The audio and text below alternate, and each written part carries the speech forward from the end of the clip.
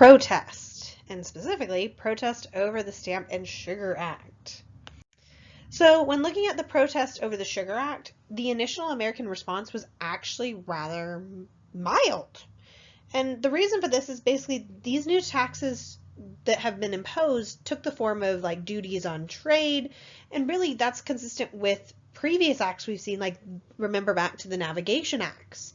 So the reaction is going to vary from colony to colony, though I should really make note of this, that the burden, the expense here is less important than like the principles involved. The thing is, any kind of direct taxation like this by England on the American colonies basically threatened to undercut the elected representatives in the colonies' power of the purse. The reason this is so important is because basically by being taxed by England and not just the American governments themselves, this removed that traditional first line of defense against a tyrannical executive, because then you normally could vote someone out if you felt like they were taking on more power than they were allowed to be. And so because of this, all of the assemblies are eventually going to pass resolutions that flatly maintained that any kind of parliamentary tax on America, which would include the Sugar Act, was unconstitutional. Now, what did they actually do about it? The biggest group that did anything was, by the end of 1764, basically you're seeing merchants and artisans of large towns or cities, such as like New York and Boston in particular, are going to join in a non-importation movement. A non-importation movement was basically an organized boycott against buying British manufactured goods. So we're not going to buy British manufactured goods is the idea.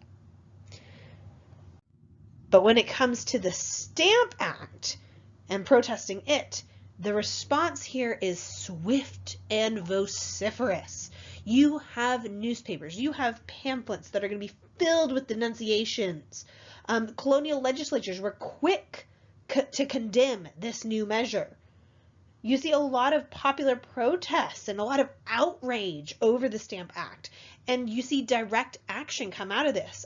For instance, one group that forms during this time is the Sons of Liberty. Now, the Sons of Liberty was a loosely organized activist group, and basically they're going to put pressure on stamp distributors as well as British authorities.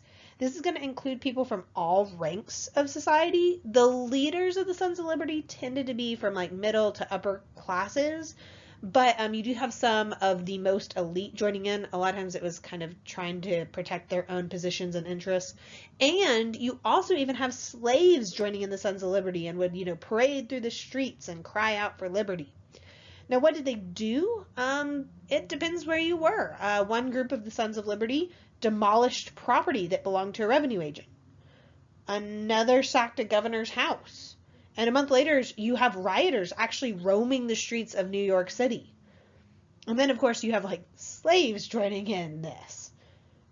Movement leaders were really concerned that this violence might actually discredit the American cause. Think about that today, how many protests you've seen, and when people talk about it being like, oh, they became violent, or they call it not a demonstration, they call it rioting and everything like that, and how that changes the tone of how we perceive these protests.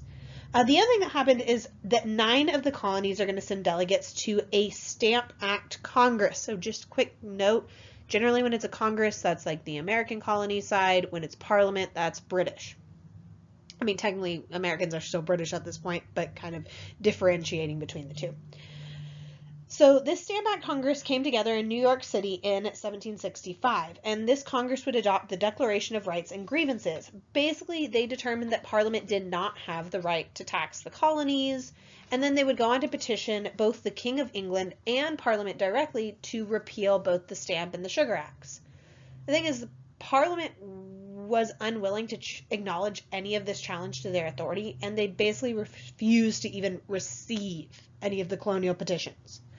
Still, you have protests spreading, you have stamp distributors would resign, some areas might go about business just without using stamp paper, others might avoid activities that would have required using stamped paper or items. But the big thing that happens is there's a huge step up in that boycott of British goods that had initially been against the Sugar Act, so that non-importation movement. This hurt British merchants, and this economic pressure is going to mean that they are going to actually be the ones that petition Parliament and a new ministry to rescind the Stamp Act and even the Sugar Act. And in fact, Parliament will do just that. They will rescind the Stamp Act in March of 1766, and then modifications in the provisions of the Sugar Act are going to come later in this year. So now I really want you to think about all of the different ways the American colonists were protesting. Why is the different ways the American colonists protested important? And think about it in regards to today. Think about it, how it affects you today. Are there similarities to it today in any way?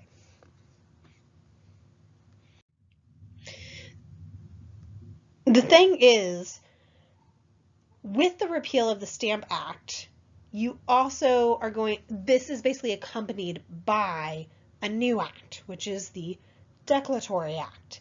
This stated that Parliament had the right to legislate for the colonies in all cases whatsoever. Legislate. What does that exactly mean? Does it mean that they had the right to tax the American colonists? The thing is, Americans saw this as more like a face-saving measure more than anything else.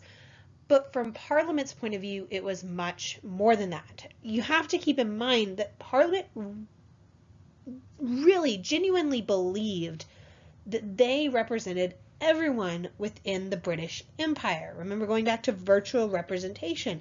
And because they represent everyone within the British Empire, they therefore could tax people in the colonies just like they could tax people in England. Whereas Americans really truly believed in taxing and making laws for their own internal government, and that our own provincial legislatures were not like subordinate to any kind of legislative power. The other big thing that comes out of this is that just the relationship between the American colonies and the British government is just not the same after this. Both sides are very much suspicious of the other.